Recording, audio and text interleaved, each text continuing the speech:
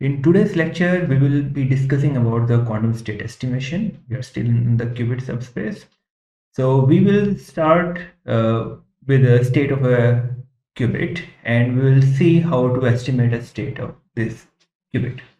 So mathematically, we know a state of a qubit psi, the canonical representation we wrote last time, which was cos of theta over 2 and sine of theta over 2 exponential of I phi. That's the most general representation for a qubit psi, a state of a qubit psi, where theta is between 0 and pi, and phi is between 0 and 2 pi. This is just to remove the degeneracy that we know two values of theta and phi should not result in the same state psi. That's why this restriction is there. They will be evident, or they will be clear later on when we discuss more about the state representation in the geometric form and in other forms. It will be more clear why we are taking it in this restricted subspace.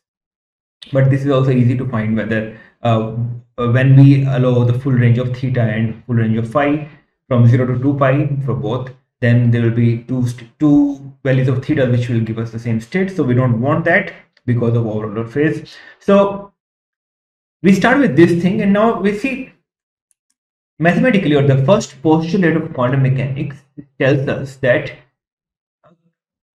a state of a quantum system, mathematical structures, state of a quantum system should contain every possible measurable quantity in that.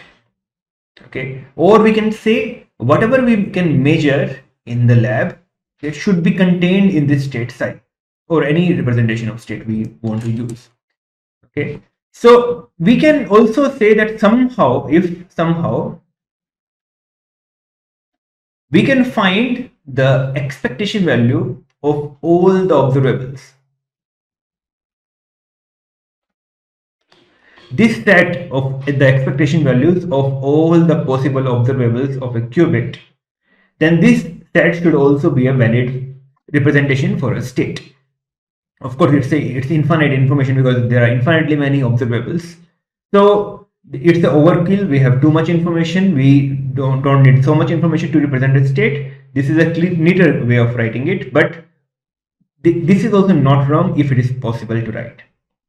And an observable is a Hermitian operator, so we can write it as a mu sigma mu sum over mu from 0 to 3, where sigma 0 is identity, sigma 1 is sigma x, sigma 2 is sigma y, sigma 3 is sigma z, and a mu are real numbers for all the mu's. So this is the most general representation of a Hermitian operator. We have discussed it earlier. Since expectation value is a linear operation, expectation value, so it will be, we can write it as a mu psi sigma mu psi. So we are getting a mu and expectation value of sigma mu. Expectation value of sigma 0, that is identity, is just 1 because our state is normalized. Okay, so it means we are left with, so the expectation value of A depends on sigma x expectation value, sigma y expectation value, and sigma z expectation value. This set, and of course its eigenvectors, or no, the a mu's, the coefficients of decomposition. So it means the set of all the expectation values is not an independent set. They depend heavily, and they depend only on these three expectation values. These are the quantities which we will get from the experiment, and a mu are the quantity in defining the observable A itself. So they are not the part of the experiment. The experimental part comes in the expectation value. So this set, we can find the minimum set which has the most information. That set will be just the expectation value, sigma x, sigma y, and sigma z. So in that way, this set of three expectation value should have same amount of information as the the state psi which we are representing, or any other representation we have for the state psi. Now let me repeat again. The first postulate says that the state of the quantum system contains all the measurable quantity or measurable information in that mathematical structure. We are just twisting this postulate around and saying that if we have somehow all the measurable information which we can measure in the lab, all the measurable information if we have in some mathematical form, that should be equivalent to the state psi. So it means, and we have reduced that whole information which is measurable in the lab to just three measurable quantities, that is sigma x expectation value, sigma y expectation value, and sigma z expectation value. So these three real numbers should be equivalent to the state psi. There should be a one-to-one relation between these measurable quantities in the lab and this state psi. And why is it so? Because this is all we can measure for a given quantum system. These three things. We can measure more, but they are dependent on these three. Now, we have to find that given a state psi, again, the state psi is given in this form cos of theta over 2, sine of theta over 2, exponential of I phi. When we perform measurement and we get sigma x, which will be sine of theta, cos of phi, sigma y will be sine of theta, sine of phi, and sigma z will be cos of theta. So these three quantities at the state psi have one-to-one correspondence. And since theta is from 0 to pi, so we can see that if we have theta and cos theta, it starts from 1, it goes to 0 at theta equals pi by 2, and it goes to minus 1 at theta equals pi. So there is no repetition in theta. So from here we can find the theta which is cos inverse of sigma z. This is unique. Once we measure the sigma z expectation value, so we can calculate the cos theta from there directly. Now, from once we have theta, then we can substitute in sine theta, and we are left with only phi, which is unknown. Now, phi has value from 0 to 2 pi. Okay, and cos theta and cos phi and sine phi can take positive or negative value for all those things. But we can have 10 of phi, which will be sigma y expectation value divided by sigma x expectation value.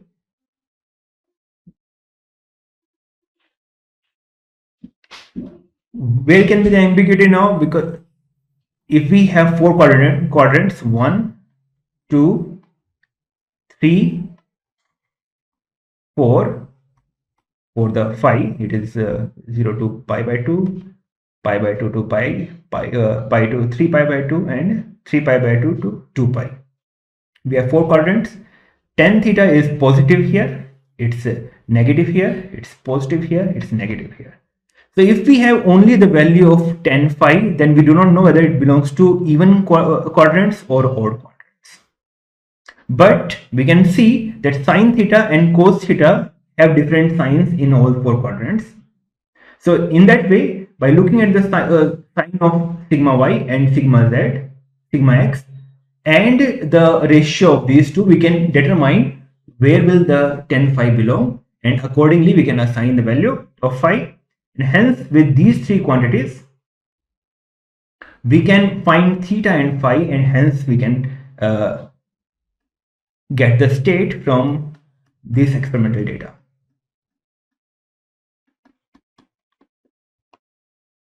Okay, so in this way, by performing measurements, we can by performing measurements and with the measured quantities, we can estimate the state psi. Okay, so one interesting thing I would like to make you see, or it's a nice observation. We have psi, which we are writing in cos theta sin theta form. We can also write it as cos of theta over 2 0 state, and exponential of I phi sine of theta over 2 1 state, where 0 and 1 are the eigenstate of sigma z, such that 0 belongs to the positive eigenstate, positive eigenvalue, and 1 belongs to minus the negative eigenvalue.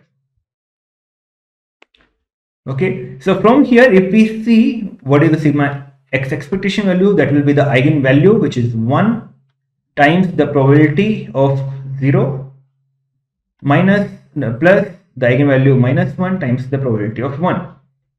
This is the eigenvalue times the probability, eigenvalue times the probability, and sum of all those. Right. So probability of 0 is cos square theta over 2, and probability of 1 is the mod square of this element, which will be sine square theta over 2, and minus sign comes from the eigenvalue. This is cos of theta. This is what we saw earlier, that the eigenvalue, the expectation value of sigma z is cos of theta. Now, can we, these are simple, can we do the similar thing for the expectation value of sigma x and sigma y? To do that, we need to find alpha and beta. Okay, I'm doing it for the sigma x expectation value now. Alpha plus beta minus, we are writing it, where plus is the expectation value, or the eigenstate of sigma x with plus eigenvalue, and minus is the eigenvector of sigma x with minus eigenvalue. So we can see that plus and minus can be represented in the 0 and 1 form. So plus minus is actually 0 plus minus 1 over root 2. We can also write 0 as plus minus over root 2, and 1 plus minus over root 2.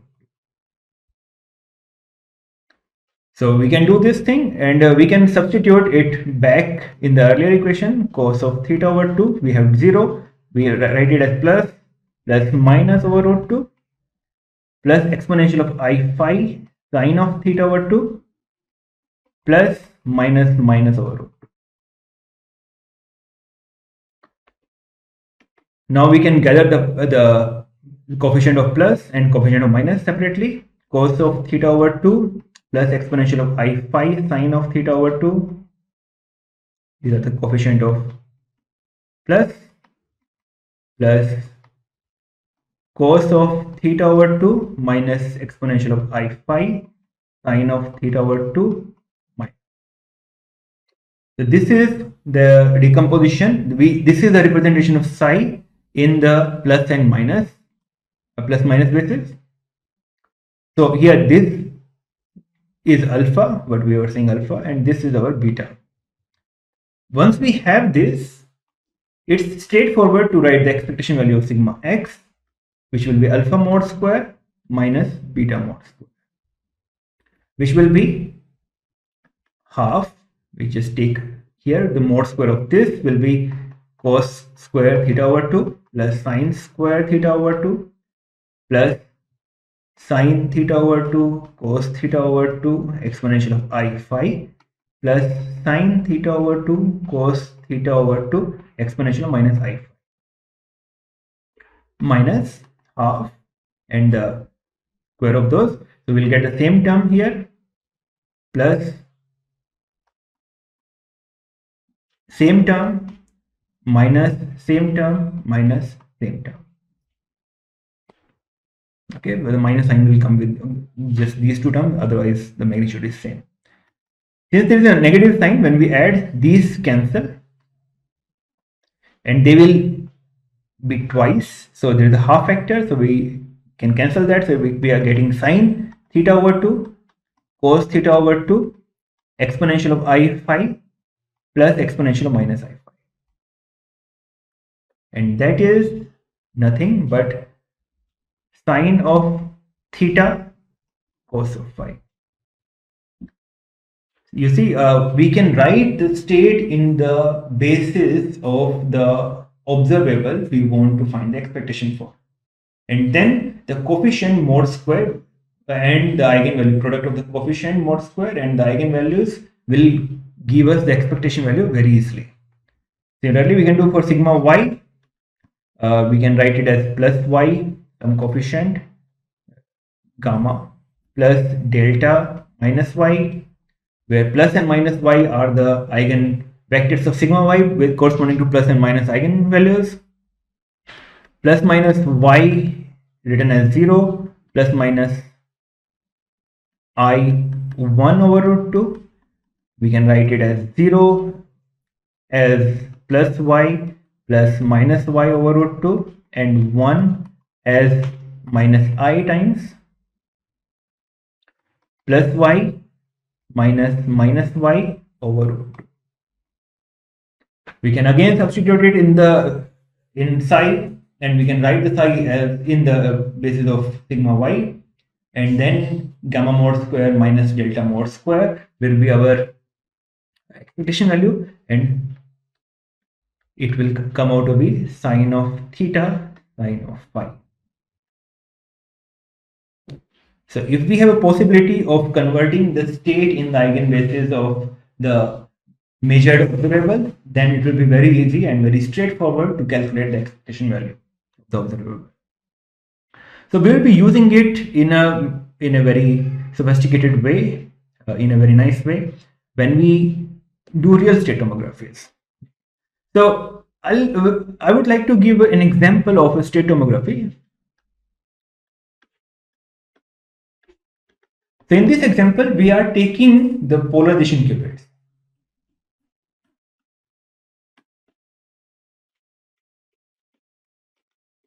So here we have single photons and they are in an unknown polarization state. So the state of the photon is some alpha times horizontal polarization plus beta times vertical polarization, where alpha and beta are a complex number, the usual practice, and h and v are the horizontal and vertical polarization.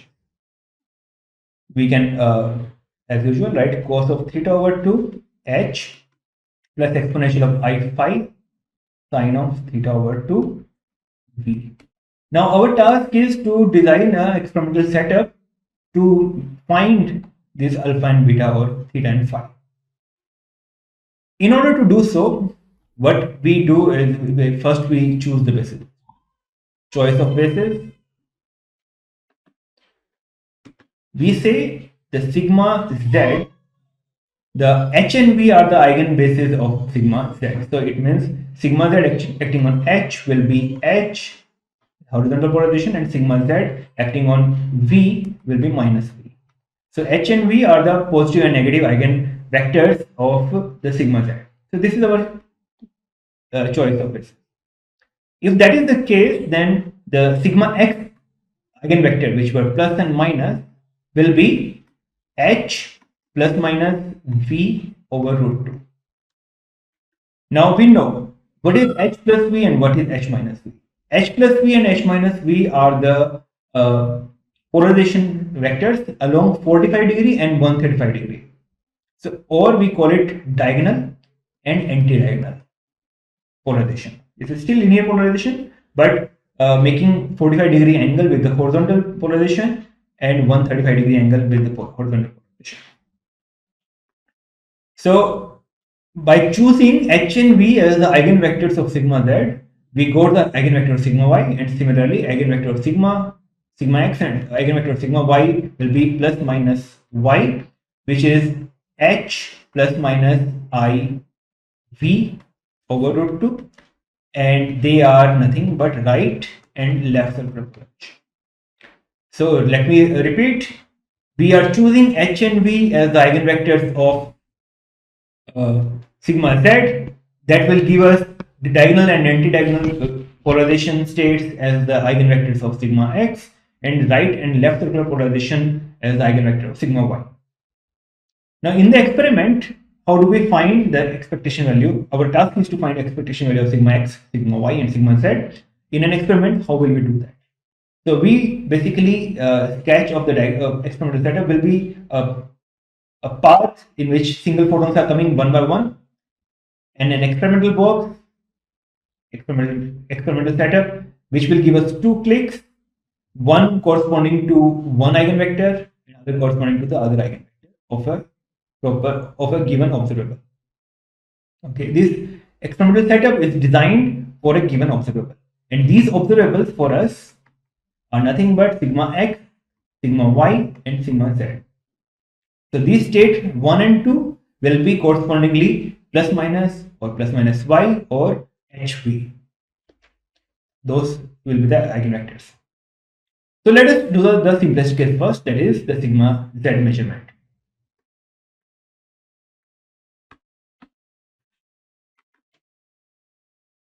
So we all know what is a polarizing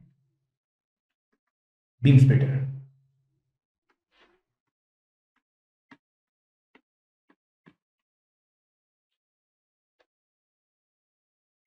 A polarizing beam splitter, just drawing it with a box with a diagonal line inside it. What it does, it's an optical element, optical gadget, such that if light comes in, the horizontal light will pass through, horizontally polarized,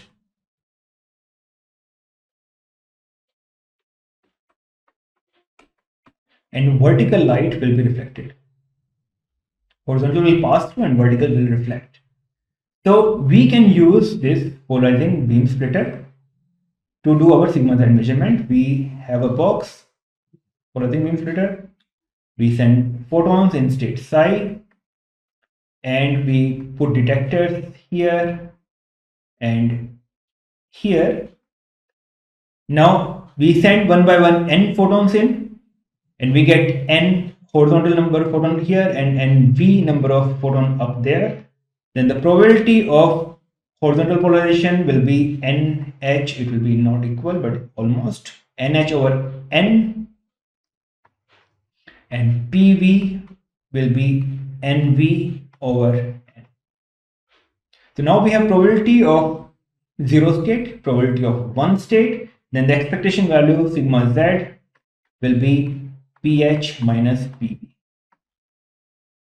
This is almost. This will be equal when n tending to infinity. So in that way, we can calculate, we can experimentally measure the expectation value of sigma z. This was the easier part. How do we perform measurement on sigma x? How do we find the expectation value of sigma x? We can always say that we can find something similar to polarizing beam splitter, which will separate diagonal and anti-diagonal states, and then we find, like we did for sigma z, we can do for sigma x. That is possible, but that will require probably some technological development, finding or developing the gadget which is similar to polarizing beam splitter. But we can do the same thing by using some smarter ways. For example, we discussed that psi we are writing as cos of theta over 2 h plus exponential of I phi sine of theta over 2 v. We can also write it as cos of theta over 2 plus exponential of I phi sine of theta over 2 plus state, or let me call it d. There is our root 2 factor plus cos of theta over 2 minus exponential of I phi sine of theta over 2 over root 2 minus a antidiagonal. So we can write psi in the diagonal and antidiagonal basis. Till now we have not done anything. Now what we can do is we can apply a unitary operator u, which can take d and a to h and v. If that is possible, then we can apply u on psi, and we get coefficient times h plus other coefficient times v instead of d and a. And then we can apply the simple polarizing beam splitter, separate h and v, and do what we did for sigma z. So what is this unitary which we have to apply, and does it not require any additional technological development? it turns out that for polarization, this unitary can be achieved by something called half-wave plate.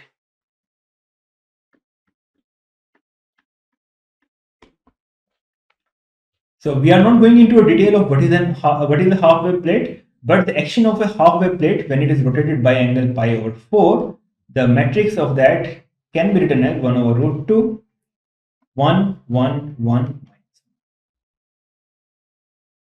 Okay, so what is the benefit of this?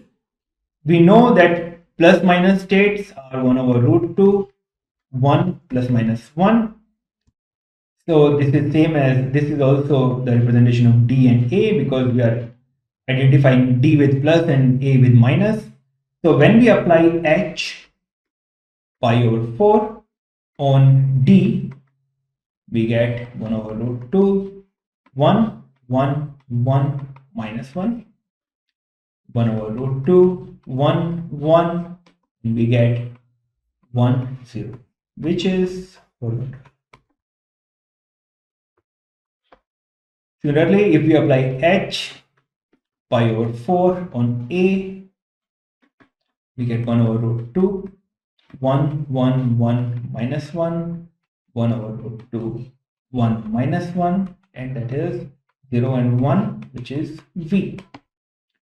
So it seems like we can use H, half-wave plate, to rotate to transform the diagonal and anti-diagonal bases to horizontal and vertical bases, and then we can use polarizing beam splitter to do the measurement. So our setup for sigma x measurement will look like the following. We have state psi coming, and number of them. We apply a horizontal half-wave plate, sorry, not horizontal, half-wave plate with rotated at pi by 4, followed by a polarizing beam splitter,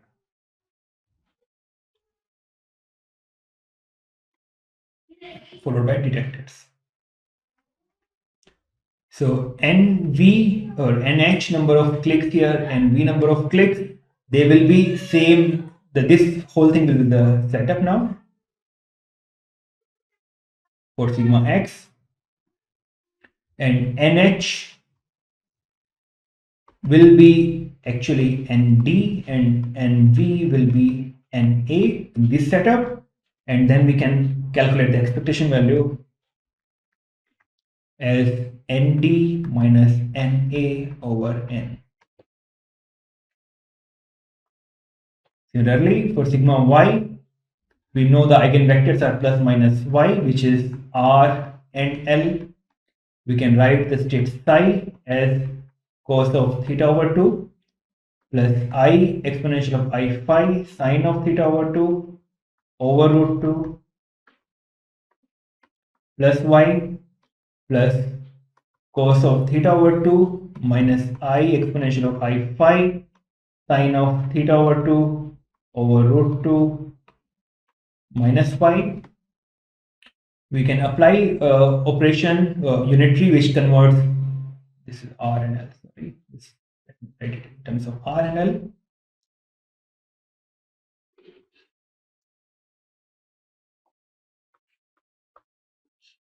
We can find a unitary which takes R to H and L to V, and they are nothing but our quarter wave plate,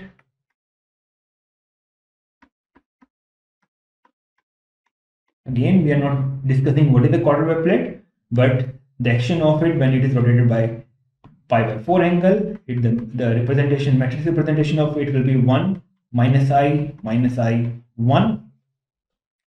The representation for R is 1 over root 2 1 I, and representation for L is 1 over root 2 1 minus I. So Q pi over 4 acting on R will be 1 over root 2 1 minus I 1 1 I 1 over root 2, that will be 1 0, and q pi by 4 L 1 over root 2 1 minus I 1 1 over root 2 1 minus I is nothing but 0 1, that is horizontally polarized light, that's vertically polarized. So similar to sigma x, our setup will look like the following. We have states coming, then we have a quarter wave plate rotated pi by 4 followed by a polarizing wave splitter,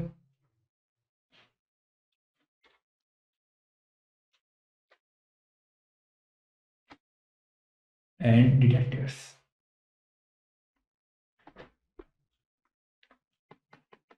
And our expectation value of sigma y will be p of h or r, which is same, both are same here, minus p of l, is nr minus nl over. So in that way, we can perform measurement over sigma x, sigma y, and sigma z basis, and we calculate the probability of the clicks in the two orthogonal eigenvectors. We take the difference of those probabilities difference because the eigenvalues are plus 1 and minus 1. We calculate the expectation value. Once we have the expectation values, sigma x, sigma y, sigma z, then we can find the state psi, which is represented by these three. And hence we can find the value of theta and phi, and we can estimate what the state was, which was under consideration.